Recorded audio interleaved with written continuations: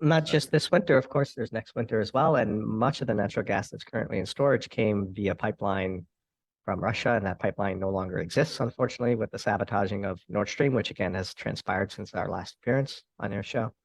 And the new prime minister in the UK reinstituting a ban on fracking doesn't inspire much confidence in the fossil fuels industry about the seriousness of the European leadership and whether they have learned anything at all really from this episode. And also, of course, the amazing return to coal.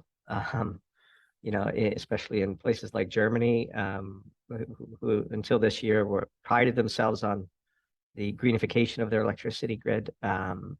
Although to the Chancellor of Germany's credit, they have extended the life of those 3 nuclear power plants, which was a decision we applaud.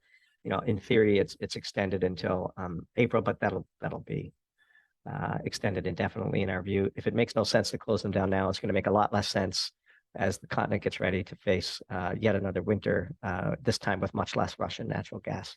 I think much of the scenario analysis on a go-forward basis, of course, depends on if there's a resolution in the war in Ukraine and what that resolution looks like.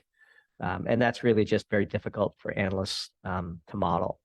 So, if peace broke out tomorrow and Putin was magically replaced with a Western-oriented enlightened leader, and the molecules could flow with abandon, you would see energy prices collapse by 60, 70% overnight.